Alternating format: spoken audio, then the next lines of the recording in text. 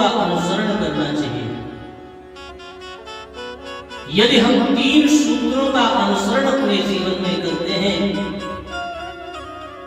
तो भगवान कहते हैं ऐसे भक्त से मैं सदा प्रसन्न रहूंगा।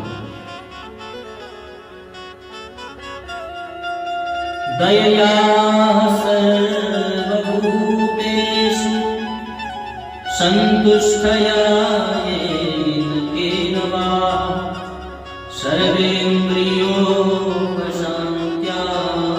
च तुष्यत्या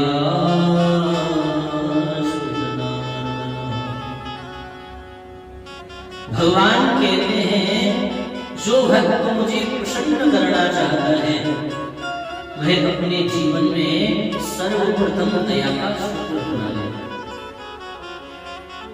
जीव मात्र पर दया करना सीखे। दया ही धर्म का मूल है। श्री जड़भरत जी महाराज जब चलते हैं उनके पैर के नीचे जैसे ही चींटी आती है तो उछल जाते हैं। एक चींटी पर दया करना ये भी एक दया का सूत्र है। जानबूझ करके किसी की हिंसा नहीं करनी चाहिए। दूसरा सूत्र बताया संतुष्टया येन केन वा। हमारे जीवन में संतुष्टि प्राप्त होना ये बहुत बड़ी बात है, क्योंकि महाराज हमारे पास जो प्राप्त है हम लोग उसको पर्याप्त नहीं समझते। हमारे पास जितना है हम उसमें से संतुष्ट नहीं है। और भगवान कहते हैं जो प्राप्त को पर्याप्त समझ करके संतुष्ट रहता है ऐसे व्यक्ति से मैं सदा सर्वदा प्रसन्न रहता हूं। यदि संतुष्टि देखनी है तो श्री सुदामा जी महाराज का जीवन देखिए। क्या जीवन है सुदामा जी का। घर में खाने के लिए अन्न का तादाद नहीं, लेकिन फिर भी प्रसन्न रहते हैं, आनंद में रहते हैं। लोग सुदामा जी को दरिद्र कहते हैं, ये बात बिल्कुल गलत है। हाँ, सुदामा जी गरीब जरूर थे, सुदामा जी निर्धन जरूर थे, उनके घर में धन नहीं था, लेकिन आप ये कहो कि सुदामा जी दरिद्र थे, ये बिल्कुल गलत है। सुदामा जी के घर में छोटे छोटे बच्चे भूख से गिरते हैं। माँ भूख लगी है, भोजन दो ना। माँ सुशीला कहती है बेटा आज एकादशी है, आज भोजन नहीं।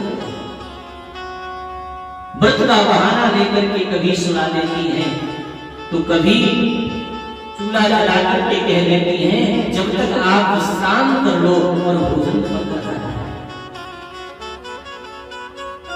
जहां से भी जो भी भोजन प्राप्त हो जाता है सुदामा जी महाराज सर्वप्रथम उसका भगवान को भोग लगाते हैं।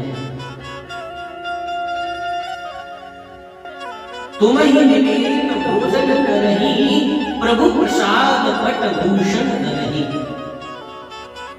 यदि द्वार पर सुदामा जी के घर भिक्षुक आ जाता है तो खुद रखा करके उस थाली के भोजन को उस भिक्षुक को प्रदान कर देते हैं।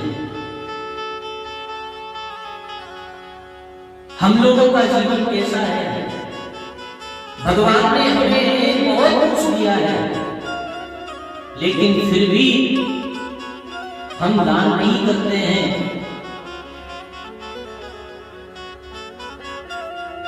यदि भगवान ने दिया है तो हमें किसी को देने लायक बनाया है।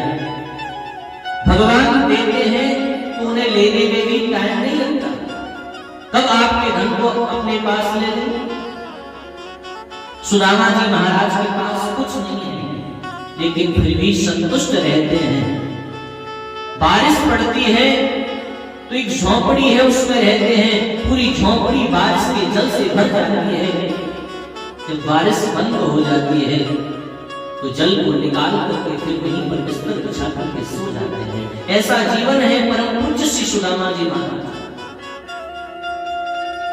एक ही वस्त्र में जीवन यापन करते हैं, एक ही धोती है, वह धोती भी फटी हुई है, किंतु फिर भी प्रसन्न रहते हैं। जिसके जीवन में संतोष रूपी धन आ गया महाराज, वो सबसे बड़ा धनवान है। जब आवे संतोष धन, सब धन दूर समान। दरिद्र कौन है? वो जो सत भवत दरिद्रो यस्य कृष्णा विशालाः, जिसके पास बहुत कुछ है लेकिन फिर भी बहुत कुछ चाहता है, ये दरिद्रता की पहचान है। और धनवान की पहचान क्या है? जिसके पास कुछ नहीं है लेकिन फिर भी भगवान से कुछ नहीं चाहता, ये धनवान की पहचान है। जो प्राप्त को पर्याप्त समझे वह भगवान की दृष्टि में धनवान है, और जो प्राप्त को भी पर्याप्त न समझे वही दरिद्र है। दूसरा सूत्र बताया संतुष्टया ये लगे, संतुष्टि होनी चाहिए तो सुदामा जी महाराज जैसे। सर्वेन्द्रियोपशांत्याच, समस्त इंद्रियों को अपने वशीभूत रखना चाहिए। इंद्रियां जो करना चाहें हम वो न करें, बल्कि हम जो करना चाहें वह इंद्रियां करें। हमारी वाणी भगवान का गुणानुवाद है। वाणी गुणान कथने श्रवणो कथायाम, हस्तौ च कर्म सुमनस्तव पादयोर्नः, स्मृत्यां शिरस्तव निवास जगत् प्रणामे, दृष्टि सतां दर्शनेस्तु भवत्करुणाम्। समस्त इंद्रियां उसी की धन्य है। गोपियां क्यों धन्य बताई गई? गोपी ही इंद्रिय ही कृष्ण रसम पिबती इति गोपी। गोपी उसे कहते हैं जो समस्त इंद्रियों से केवल और केवल कृष्ण रस का पान करे, वही गोपी है। तो हमें भी समस्त इंद्रियों से केवल और केवल कृष्ण रस का पान करना चाहिए। हमारी जो वाणी है किसी को अपशब्द बोलने के लिए नहीं है, गुणान कथने, भगवान की कथाओं का गुणानुवाद करने के लिए प्राप्त हुई है। श्रवणौ कथायाम, हमें कान मिले हैं तो भगवान की सुंदर मंगलमयी कथा श्रवण करने के लिए प्राप्त हुए हैं। हस्तौ च कर्म सुमनस्तव पादयोर्नः, हाथ प्राप्त हुए हैं तो इनसे अच्छा सुकर्म करने के लिए प्राप्त हुए हैं, भगवत सेवा करने के लिए प्राप्त हुए हैं। तब पादयोर्नः, पैर मिले हैं तो इनसे तीर्थ यात्रा कीजिए, भगवान की परिक्रमा लगाइए। स्मृत्यां शिरस्तव निवास जगत् प्रणामे, स्मृति में केवल और केवल कृष्ण का नाम रखिए। दृष्टि सतां दर्शनेस्तु भवत्करुणाम्, हमेशा हमारी दृष्टि सतां दर्शनेस्तु, संतों का दर्शन करें। बिनु हरि कृपा मिलहि नहीं संता, यदि हमें संतों का दर्शन प्राप्त हो जाए तो प्यारे सज्जनों यह विचार करना चाहिए आज गोविंद की कृपा हमारे ऊपर हुई। और दृष्टि वही धन्य है जो संतों का सानिध्य प्राप्त करती हो, जो संतों की चरण सेवा करती हो। परम पूज्य श्री नारद जी महाराज जो कि दासी पुत्र थे, उनकी मां संतों की सेवा किया करती थी, किंतु नारद जी महाराज मां से कहते थे, मां तुम क्या ये सेवा विवाह करने के लिए लगी रहती हो?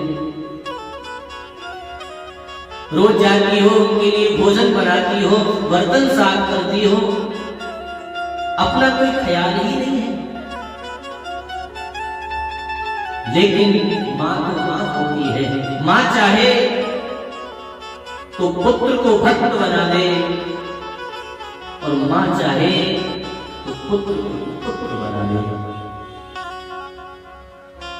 माता ने वो उपदेश दिया नारद जी महाराज को, कहा बेटा जो संतों का सानिध्य प्राप्त करते हैं ना, उसे एक न एक दिन भगवान अवश्य प्राप्त होते हैं। तो नारद जी महाराज भी वहां एक दिन किसी बहाने से चले गए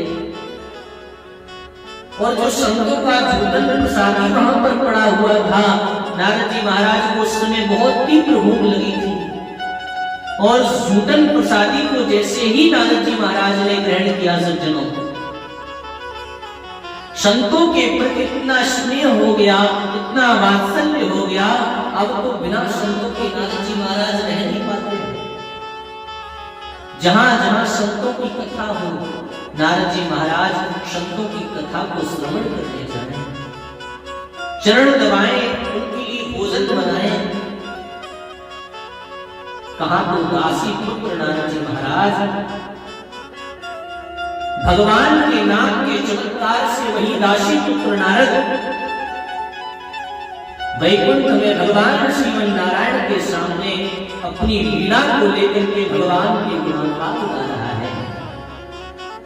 देवदत्ता विमां वीणां स्वरब्रह्म विभूषितां मूर्छयित्वा हरिकथां गायमानाश्वरां। कहने का भाव यही है कि हमारी वाणी सदा सर्वदा भगवान के गुणानुवाद गाती रहे, हमारी दृष्टि सदा संतों का दर्शन करती रहे, हमारी दृष्टि सदा भगवान का दर्शन करती रहे, हमारे कर्णरंध्र सदा भगवान की मंगलमयी कथा को श्रवण करते रहे। भगवान कहते हैं जो इन 3 सूत्रों को अपने जीवन में धारण कर लेता है, मैं ऐसे भक्त को सदा प्रसन्न रखता हूं और मैं ऐसे भक्त से सदा प्रसन्न रहता हूं। जय श्री राम।